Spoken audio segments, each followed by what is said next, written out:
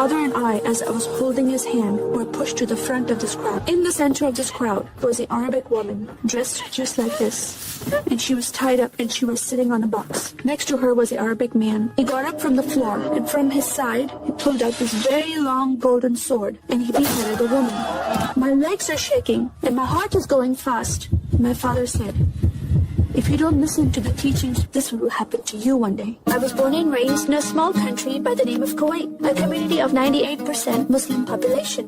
The word Yahudi, which means Jew, was instilled in me as a bad word, as a cuss word. Yahudis should not exist. They should be killed. I never thought to question, why would I hate them? I just hated them. Most of my life it was alone, by myself, broken person, in need of love from my family, but I never received it from them. I tried to experience this love from Creator God, from Allah. In my prayer times, I lifted up my hands and I cried out to Allah for help. Please have my father stop beating my mother. Please have my father stop beating me. But no help came. God is not a personable God to Muslims. God doesn't say, "I love you." My grandmother suddenly got very sick and 2 days later she passed away. I was devastated because I lost my best friend, and this lady approached me and asked me if I was okay. Allah came to me and put her arms around me and she gave me a hug. And then she asked me a question, "Would you like to go to church with me?" When I walked into this church, I experienced love from these people and acceptance from these people like I've never before. And they knew I was Muslim, and for the first time in my life,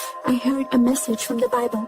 I started reading the message about Yeshua. He was given a scroll from Prophet Isaiah. The Spirit of the Sovereign Lord is upon me, because He has anointed me to preach the gospel to the poor. He has sent me to heal the broken heart and to proclaim liberty to the captive and freedom of sight to those who are bound, to proclaim the year of the Lord's favor.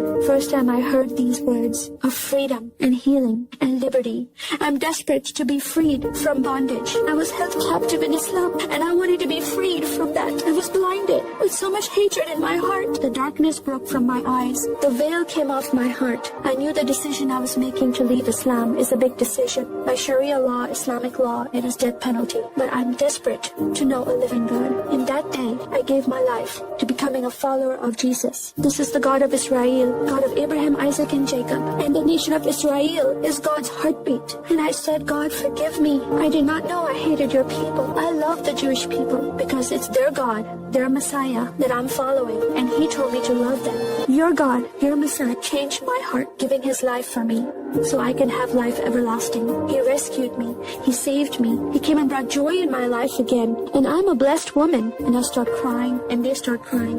And we are able to relate to each other and embrace me, and they love me, and they experience some healing, I believe, when they hear my story. It is a privilege to have that in my life.